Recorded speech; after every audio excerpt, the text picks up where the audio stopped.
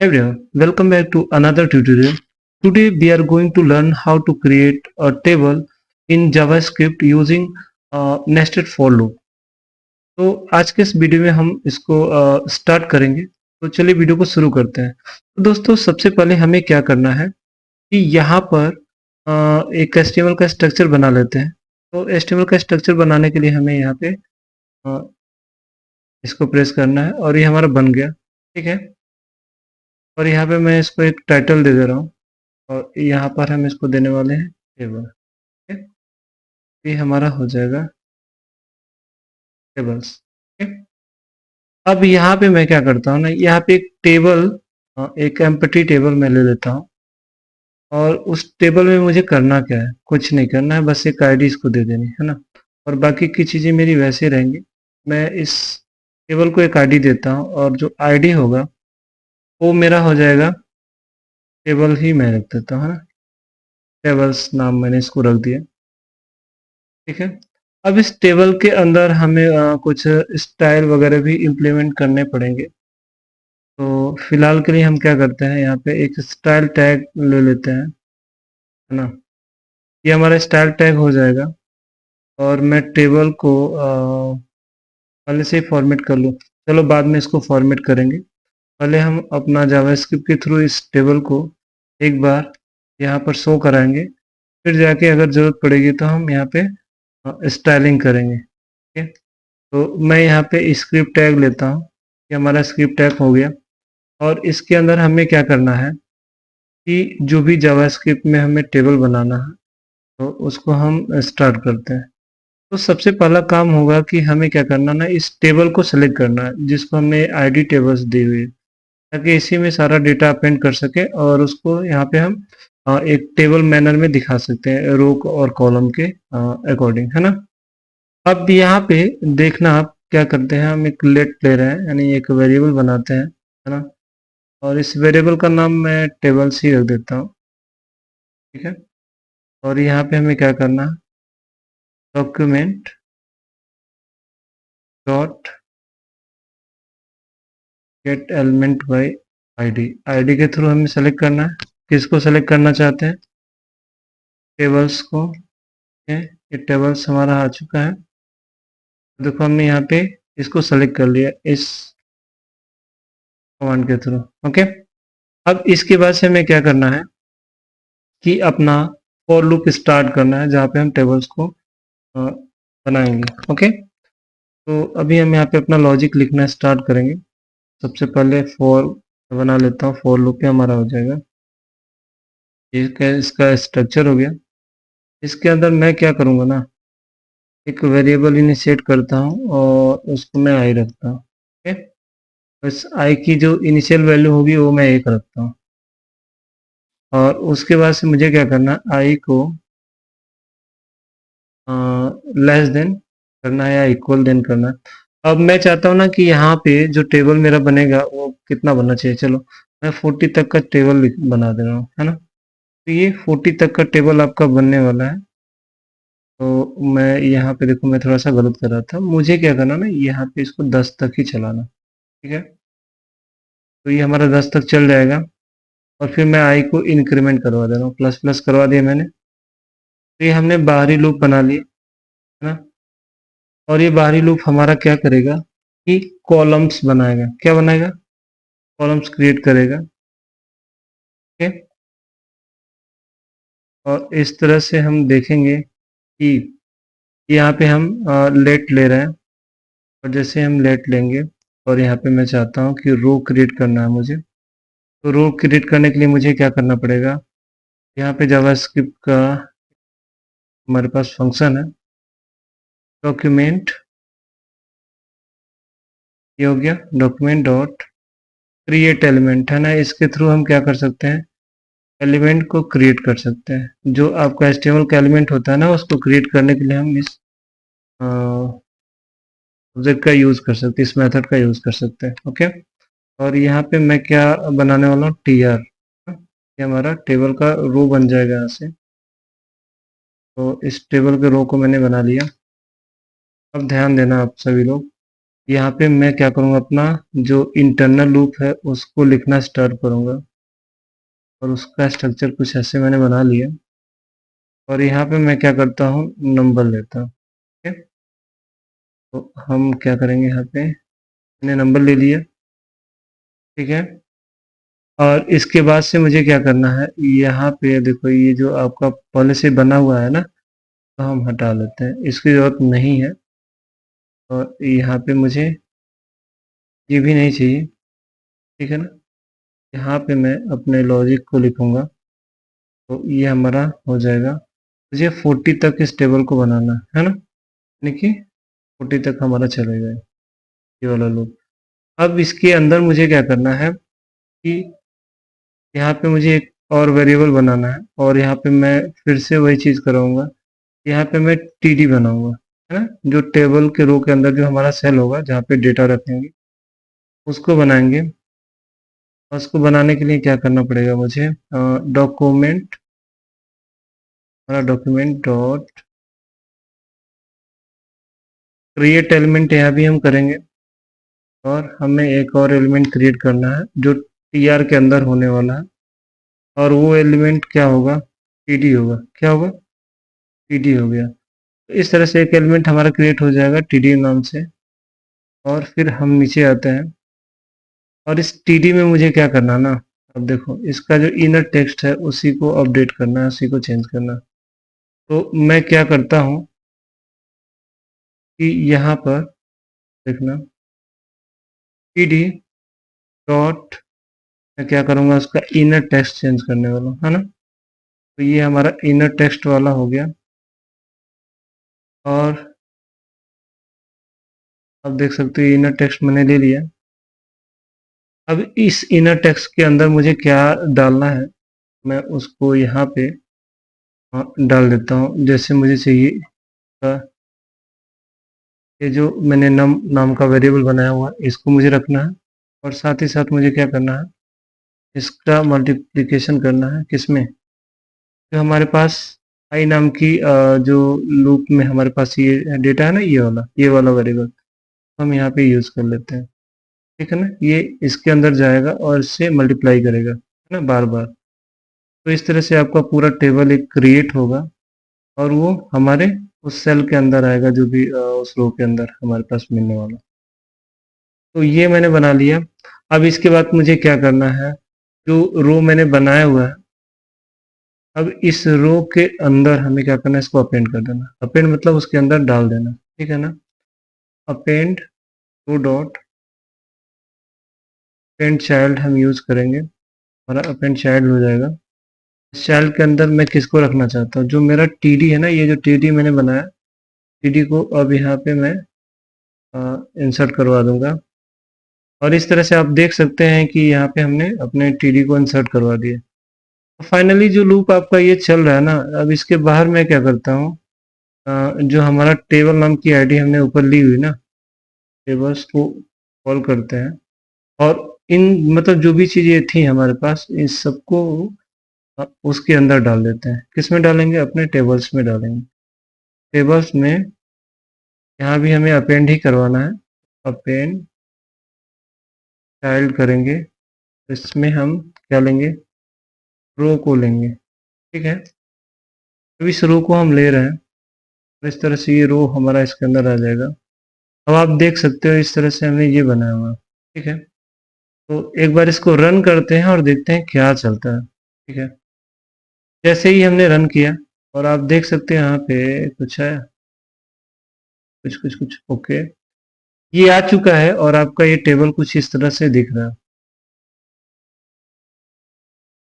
तो इस टेबल को थोड़ा सा हमें सही करना पड़ेगा, और वो सही हम कैसे कर सकते हैं, यहाँ पे हम थोड़ा सा देखते हैं। हमने यहाँ पर ये जो नंबर है हमने जीरो रखा हुआ है ना, तो ये जीरो से स्टार्ट हो रहा, बट मुझे चाहिए ये टू से, क्योंकि हमेशा टेबल को हम टू से स्टार्ट करेंगे। वन का हमें टेबल लिखना नहीं है, टू से ही स्टार्ट करेंगे, तो इसलिए मैं इसको टू कर देता हूँ। और जैसे ही मैं टू करूँगा, और फिर इसको हमें क्या करना है, रन करना है। जैसे हम रन करेंगे तो अब देखो आपका जो टेबल है वो टू से स्टार्ट हो चुका है ना।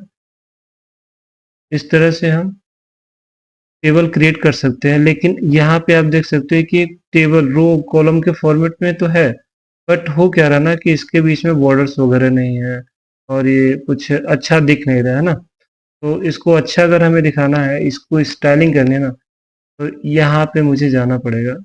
यहाँ स्टाइल में जो टैग हमने लिया हुआ था, और यहाँ पे मैं क्या करता हूँ, सबसे पहले टेबल को सेलेक्ट कर लेता हूँ। हमारा टेबल हो जाएगा। बस टेबल के अंदर हम कुछ सीएसएस लिखते हैं, जैसे कि जो इसका बॉर्डर होगा उसको कोलैप्स कर देते हैं ना। तो बॉर्डर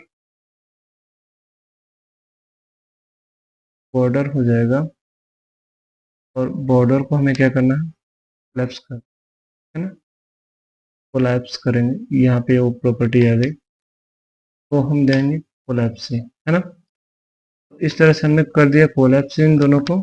और इसका जो विड्थ होगा वो 100% लेते हैं, ताकि हमारा टेबल रिस्पॉन्सिव बना रहे, है ना। तो टेबल मैं गलत लिख रहा था, यहाँ पे हमें चाहिए विड्थ इसका, है ना, WIDTH विड्थ हो जाएगा। और ये विड्थ हमारा कितना होने वाला, 100%। तो ये हमारा 100% इसका विड्थ हो गया, जिससे हमारा टेबल रिस्पॉन्सिव हो चुका है। अब इसके बाद से हमें क्या करना है, इसको ऊपर से थोड़ा सा हम स्पेस दे दे रहे हैं, जिससे कि ये हमें अच्छा दिखे थोड़ा सा। तो मार्जिन में ले लेता हूँ, टॉप से लेता हूँ, और इसको चलो 20 पिक्सल दे के देखते हैं क्या होता है। ये हो जाएगा हमारा, ठीक है। तो हमने इस तरह से इसको टेबल को स्टाइल कर लिया। अब एक बार देखते हैं कि कैसा दिख रहा है। तो ये ऊपर से मार्जिन इसने ले लिया, है ना। बाकी आपका टेबल जो है रिस्पॉन्सिव, यानी कि ये 100% विड्थ भी ले लिया है। अब इसके अंदर ये जो रो है ना, इसके रो और कॉलम, इनको थोड़ा सा हमें अच्छे से मतलब बॉर्डर के साथ दिखाना है। तो यहाँ पे हम आते हैं और यहाँ पे एक और लेते हैं, टीडी। टीडी, है ना। टीएस तो हमने लिया ही नहीं, तो टीडी ही बस लेते हैं। और इसके अंदर बॉर्डर लेते हैं, और ये बॉर्डर जो हमारा होगा 1 px सॉलिड होगा, ठीक है। और इसमें हम क्या दे दें, कलर्स का 3 दे देते हैं ना। ये हो गया। और इसके बाद से हम क्या करते हैं, एक बार देखते हैं कैसा दिख रहा है। ओके, ये इस तरह से दिख रहा है ना। ये थोड़ा इसमें चिपका पड़ा हुआ है, मतलब इसमें पैडिंग वैडिंग है नहीं। तो चलो पैडिंग भी दे के देख लेते हैं कि ये कैसा दिखेगा। ये पैडिंग दे देते हैं। तो पैडिंग होने वाला वो हम रखेंगे 6 पिक्सल का रख देते हैं, है ना। तो पैडिंग रखने के बाद कैसा हुआ, देखो आप, ये थोड़ा थोड़ा पैडिंग दे चुका है ना। और ये टेबल आप यहाँ से स्लाइड करके देख पाओगे कि यहाँ तक थोड़ा सा ओवरलैप कर रहा है ना। ठीक है। अब इसके बाद से हमें क्या करना है, इसमें हम कुछ और भी चीज़ें रख सकते हैं। जैसे कि जो आपका टेबल के अंदर जो चीज़ें आपको दिख रही है ना, वो सेंटर्ड नहीं है। सब एक सेंटर में नहीं दिख रही, एक साइड में चिपकी पड़ी है, देखो ना यहाँ पे। ये ये यहाँ पे हमें ऐसे दिख रहा है। चलो टेक्स्ट अलाइन को सही कर लेते हैं, और फॉन्ट फैमिली में भी देख लेते हैं, और अच्छा करना है तो यहाँ पे लिखते हैं टेक्स्ट लाइन, सेंटर करते हैं। तो यहाँ पे देखते हैं कुछ फर्क पड़ा है, फिर भी सेंटर में ही है, ठीक है। इसके बाद से हम क्या करेंगे, इसमें इसकी फॉन्ट फैमिली दे देते हैं, मतलब थोड़ा सा ये अलग सा दिखे। sans serif चाहिए मुझे, तो मैं एरियल ले लेता हूँ। नेट एरियल बेटा sans serif। चलो एक बार इसको देखते हैं कैसा दिखा। अब देखो कितना अच्छा दिखा, है ना। तो आपने देखा कि हम जावास्क्रिप्ट में जो लूप होता है, हमारे पास जो फॉर लूप है ना, का यूज करके हम एक टेबल कैसे क्रिएट कर सकते हैं। और ये टेबल आपका, आप देख सकते हो, पूरा एक्यूरेट है। और आप इसको चाहो तो आप, अभी हमने क्या किया, 40 तक लिखा ना, आप चाहो तो 4000 तक लिखो, है ना। जितना बड़ा चाहो उतना बड़ा टेबल आप लिख सकते हो, बस कुछ मिनट के अंदर, जितना कि आपको ये कोड अपना लिखने में समय लगे, ठीक है ना। तो इसको थोड़ा सा और मैं अच्छे से समझा दूँ आपको, कि देखो यहाँ पे हमने क्या किया, एचटीएमएल का एक डॉक्यूमेंट बनाया है ना। उस डॉक्यूमेंट के अंदर हमने क्या किया, स्टाइल टैग लिया हुआ है, जिसमें हमने टेबल की स्टाइलिंग करी हुई है, जिससे कि टेबल हमारा अच्छे से दिख सके। ओके, और ये इतना करने के बाद हम क्या करेंगे, एक टेबल लेंगे, है ना। टेबल जो होगा ब्लैंक होगा, उसके अंदर कुछ भी नहीं रखेंगे, है ना। यहाँ पे मैंने क्या किया, आईडी एक दे दी है, ताकि इसी से हम टारगेट कर सके, और इसके अंदर जो भी चाइल्ड्स बनाना चाहते हैं, जैसे रो और कॉलम, वो हम डायनेमिकली बनाएंगे, वो भी जावास्क्रिप्ट के थ्रू। ओके, तो ये हमने काम कर दिया। इसके बाद से हम क्या कर रहे हैं कि यहाँ पर मैंने क्या किया, उसी टेबल को जो आईडी हमने बनाई हुई है, उसी को मैंने यहाँ पे टारगेट कर दिया, ठीक है। अब ध्यान देना, यहाँ पे मैंने क्या किया, फॉर लूप स्टार्ट किया है, और ये लूप जो होगा हमेशा 10 तक चलेगा, यानी कि एक अलग अलग ये रोज को क्रिएट करेगा। क्या करेगा, अलग अलग रो क्रिएट करेगा। अब ध्यान देना आप सभी लोग, कि सबसे पहला क्या होगा, जैसे ही हम यहाँ पे आएंगे तो एक रो क्रिएट होगा टीआर नाम का, है ना। और उस टीआर को, यानी कि जब हम एक बार इसके अंदर गए, तो फिर हम क्या करेंगे, दूसरे लूप के अंदर इसको चला देंगे। जैसे ही दूसरे लूप के अंदर जाएगा ये आपका, ये वाला पॉइंट, तो आपको देखो ये नंबर हमने एक वेरिएबल लिया है, जो कि हमने 2 से स्टार्ट किया, क्योंकि हम अपना जो भी टेबल हो 2 से ही स्टार्ट करने वाले हैं, है ना। उसको हम कहाँ तक, 40 तक लिख रहे हैं, है ना, 40 तक के पहाड़े को लिखना है। तो यहाँ पे 2 से स्टार्ट किया, बार बार जितना, अब देखो ये एक बार हम आई लेके घुसे यहाँ पे, आई बराबर 1 था, है ना। जब लूप आपका फर्स्ट टाइम चला तो इसके अंदर है, जब यहाँ पे आएंगे तो इसके अंदर अब ये लूप क्या होगा, आपका इतने टाइम तक चलेगा, है ना, 40। अब जितनी बार भी जाएगा उतने बार आपको कॉलम्स क्रिएट करके वो देता रहेगा, है ना। जैसे हमने टीडी बनाया, तो इसने एक एलिमेंट टीडी नाम का क्रिएट किया, उसके अंदर टेक्स्ट उसने डाल दिया, कौन सा टेक्स्ट, ये नंबर, है ना, जो भी था 2, और 2 1 का 2 ने डाला। फिर ये चलेगा, है ना। तो उसके बाद से फिर आपका ये एक ही रहेगा, तो इस बार 3 हो गया, 3 एकम 3, 4 एकम 4, ना 5 एकम 5, ऐसे करके ये पूरा एक पूरा आपका रो क्रिएट कर रहा है ना।